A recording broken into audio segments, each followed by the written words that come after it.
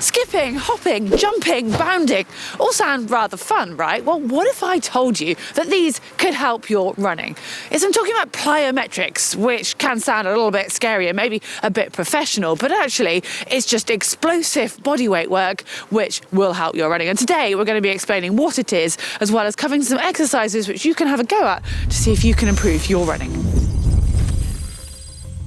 Plyometrics requires no equipment, just good form. And like I said, it can have a really positive effect on your running when done well. But it does sometimes put people off, as it sounds a bit technical. It's often linked to an exercise you might imagine sprinters doing. But those exercises we mentioned earlier that we used to do as children, such as skipping and jumping, etc., come under the same umbrella and have the same effect. So maybe we should just be a little bit more spontaneous and bound down the road like we used to. You never know, it could help our running.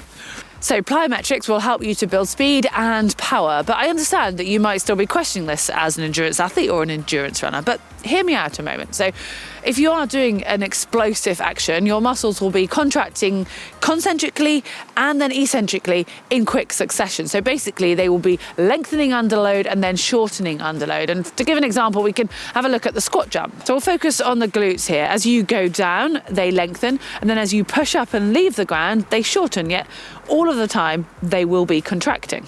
And this improvement in strength and power will translate to your running gait. So that strength aspect will help you to hold your body weight when you're landing on your foot, so to prevent that hip from collapsing. And then the power phase is used when you come to the push-off part of the run. And plyometrics will help you run faster as a result of this increased control and push-off, as well as encouraging a shorter ground contact time.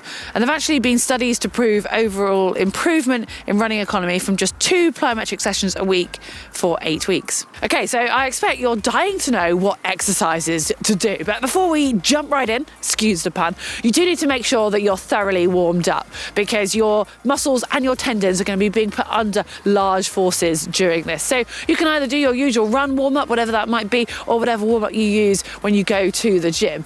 And then if you're new to this, for number-wise, there's a bit of a guidance for all of these exercises that we're going to cover. I'd suggest doing 2 to 3 sets, and for the double leg exercises, aiming for around 8 to 10 reps. For the single leg exercises, around 6 to 8 reps, and take 1 to 2 minutes between each of those blocks. Right, well, for ease of demonstration, just to be able to clearly show you these exercises, we're going to head into the gym now. Onto the squat jumps now. Before attempting these, make sure that you're comfortable already just doing an air squat, so a simple body weight squat. And then if you are, we're ready to put the power in and make it explosive. So you are simply going to be squatting down and then driving yourself up towards the sky or the ceiling as hard and as fast as you can. So you'll be extending at the hips, the knees, and the ankles during this movement. You want to make sure that you're using your arms as well to help power it. Have your feet around hip width apart at the start of this exercise, and just think of trying to get as much height as possible. But these are going to be continuous, so that means that you're going to have to focus on the landing as well. You want the landing to be as soft and as light as possible, yet still going down to get enough depth so you can get enough explosion when you come back up. And you'll soon find that if you're doing the numbers that we mentioned earlier, that you'll get pretty out of breath doing this exercise. Pogo jumps. Now, if you're familiar with a pogo stick, or you ever used one as a child, this is your chance to channel your inner pogo stick. So you want to think of keeping your body as upright as possible, and there's not going to be that much movement going on other than at the ankle. So you're going to have soft hips and soft knees just to absorb this, but basically you're going to be powering yourself in an upwards direction as much as you can, potentially a bit forwards if that's comfortable, by purely using those calf muscles. So your ankles will be doing the work, and you'll only be landing on the balls of your feet as light as you can, still trying to get as much height as you can. And this will really help with trying to reduce that ground contact time that we've talked about earlier, but also strengthening your calves and your Achilles. Time to introduce some single leg work. I mean, running after all is basically moving from one leg to the other in a continuous movement. And these single leg taps are just a really nice, light exercise to get you introduced to this movement, and don't require too much coordination, and again, no equipment. Simply find yourself a step or a ledge that's somewhere around mid-shin height, and then you're going to tap one foot followed by the other onto this step. You want to keep the footwork light, with the emphasis on pushing up through the foot that is on the ground each time. I guess a single leg hop is basically just a hop. but made to sound a little bit fancy. However, these are going to be a bit more similar to your pogo jump. So you want to be thinking of that style of jump, yet on a single leg. And they are going to be that much harder because you're going to need to use your core and your glutes to stabilize and keep yourself level. But the emphasis is still going to be on quick movements, trying to get as much height as you can, but also only landing on the balls of your feet. Right, we're back to the double leg explosive activity. For this, you need to find a box that's somewhere around knee height or lower. I mean, this one might be a tiny bit high, but for demonstration's sake, it is fine.